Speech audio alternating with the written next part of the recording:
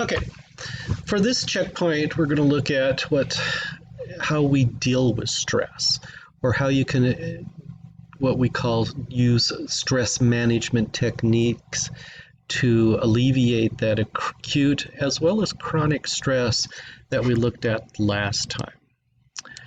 So, just a quick review about stress. We talked about in the last checkpoint things that you see as stressors and how they affect you in some way. And we also talked about that stress is your body's response to either a physical or mental demand that is placed on it. Adrenaline is generally produced, which causes your body to respond to stress, and it can lead to the fight or flight response. We also talked about that certain stress is not bad. We call that eustress. And that if you're not stressed, you can also get bored. Stress prevents boredom. It's just the amount of stress that we have to always watch out for. And if you get too much, as I've always said, too much is never good. That can lead to anxiety, which can lead to unproductive behavior, especially in school. So when we're identifying stressors, these are things that you guys came up with that you felt caused stress.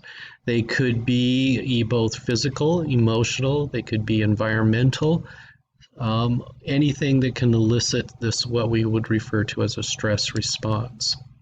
So things that a lot of you posted on the Padlet for what stresses you out, things like school. School seems to always be a big one.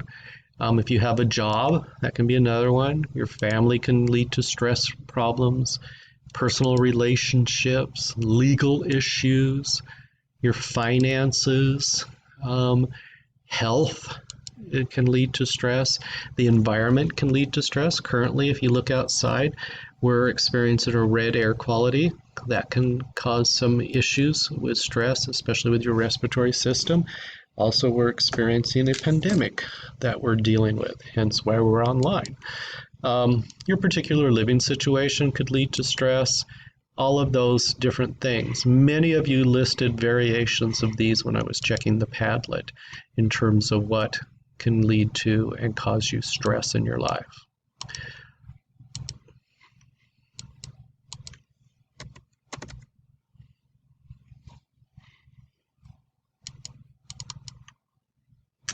So we talked also last time what are some of the adverse effects or negative effects that stress can cause. Physically, you could see some weight loss or gain. You can lose your hair. That's a real severe case. You can have heart palpitations. High blood pressure can result. Emotionally, we can see different things such as mood swings, high anxiety. You can get depression based upon emotional stress, and it can lead to what we call, unhealthy coping strategies such as substance abuse issues. Those would all cause issues with stress. And again, we talked about all that last time. But what's new and what we're interested in today is how you go about managing the stress. Stress is going to happen in any way, shape, or form. Some under our control and some of it's not under our control, but it's how we can manage it that is the best and most important. So we have what we call some stress relief strategies. One is like body relaxation exercises. The classic breathing techniques. Take deep breaths in through your nose and blow out through your mouth type of things. Guided imagery. Picture yourself in a safe spot, a happy place. I've seen that. Physical exercise. This is my number one way of relieving stress. I like to go for a run when I'm stressed out and think about solutions to problems that I'm encountering while I'm running. That really does help. It takes my mind off of running and the pain in my legs, and it also helps me solve problems. Some people do stretching, yoga. Not me, but some people do. Or some people like to work out with weights. any of those physical activities can help relieve stress. You again have to be careful that you don't overdo it and injure yourself, because that can result in other types of stress. Meditation is a management technique. And of course, counseling. It isn't, a bad thing to go seek help by talking to somebody else. And of course, here at school, you have a counselor that is assigned to you. And I encourage you that if you are having a pretty severe, stressful incident in your life, don't hesitate to seek out help. You can talk to teachers, but generally they're going to refer you to their counselor, because they have more specialized skills in dealing with certain things than a classroom teacher would be qualified to handle. And there are other forms of counseling, life coaching is one, etc. So, management techniques are one very good way that we can go about learning how to deal with stress. Some other tips that people use is mentally trying to change your perception and expectations. You don't have to be perfect. You don't have to get everything done on time, because truthfully, it's okay to be late as long as you get it done. That sort of thing, because a lot of people, I call them the high achiever types. Everything has to be perfect, and that really stresses you out. I usually will tell you, chill out. It's okay. It doesn't have to be perfect every time. One of the big things is when you're working, you need to remember to take a break.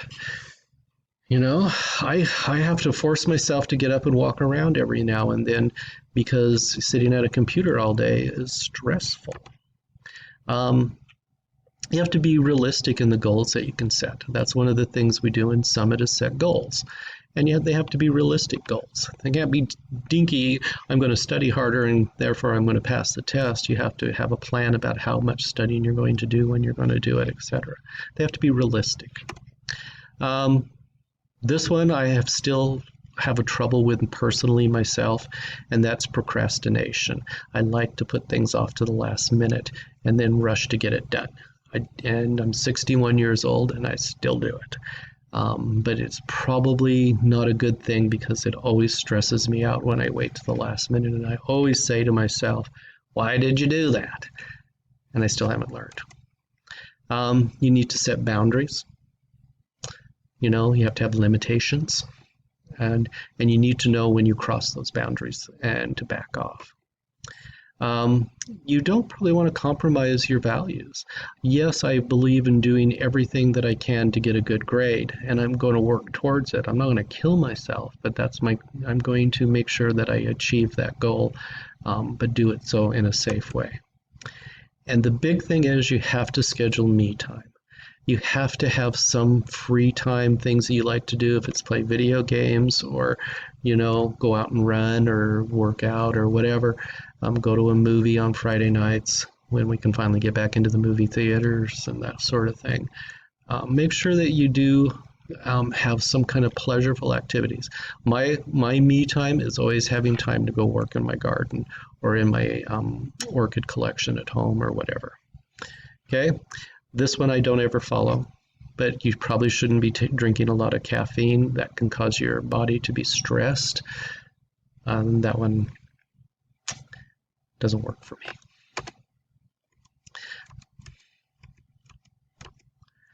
me. And getting the slide to transition. So the benefits of stress management, of course, is you're going to have better physical health. You really will, especially if your management technique is more physical activity. That will actually give you better stamina and energy over time. Emotional stabilizations will happen. You'll have a better attitude. You'll appear to be happier. You'll feel happier if you can manage your stress. And most importantly, I think for school, is it's going to give you the ability to focus on your work, and you'll be able to actually achieve and learn better. Those are all benefits of stress. One of the things that we need to recognize here is you have to take time to learn to relax. And it's not just physically relaxing your muscles, but it's actually causing your brain to relax. And in a biological sense, your brain actually fires electrical waves 14 or more cycles in a second. Your brain is going all the time. And when your brain is in a normal cycle at this 14 or more, what's happening is the brain is producing something called beta waves. They're really good in terms of getting things done, but they're not good. Beta waves don't really help you learn new material. It's for doing something you already know how to do and doing it quickly. What we want to learn how to do is actually change the brainwave frequency so that you can learn better. And to do that, we have to slow the brain down and change the type of wave that it's producing. And to do that, you have to relax. When you take deep breaths in and blow them out, this will cause the brain wave frequency to change. And it'll cause your brain to produce slower waves, less than 14 waves in a second. And those are referred to as alpha waves. Alpha waves occur at about 7 to 14 cycles a second. And the benefit is that the more alpha waves your brain can produce, the better you're going to be at learning and retaining new material. So when learning new things, it's better to go slow. Slow it down. You'll retain it better and be able to pull it back later on. So relaxation actually can change your brain wave frequency from a fast wave, beta, to a slower wave, alpha, and alpha is better for learning. So just for an FYI, that there are specific apps for your phone, your iPad, your tablet, maybe even through the Microsoft Store for these devices that can use to help you do some stress management or stress relief. This, of course, is just a few examples, and there are probably many, many more because it seems to be a big industry out there for stress relief type apps. I found that this particular website, and you'll find it on the slide summary below, is just another little kind of mind-body exercise to get you to literally slow down your brain to get that change from a beta wave to an alpha wave. And if you're interested, copy the link here, go to the site, see how it works. More than likely you need to be in a room by yourself where it's quiet so you can listen to the instructions that this particular site's given you. So the idea here with management is you got to have balance. Stress can be good, but you need to learn how to control it, manage it, and hopefully reduce it and get yourself rid of it eventually. Because remember, if the stress is chronic, you're going to have problems that are going to cause you some issues down the road. The final thing I like to say here is that if you do have any problems and it's severe stress, especially emotional stress or relationship type stress, this is what our counselors here at the school are for, and that's who I would refer you to go seek out. You can confide in me if you choose, but do be aware that I'm probably going to refer you to the counselors if it's certain specific information that I'm not qualified to deal with. So that's our stress management lecture.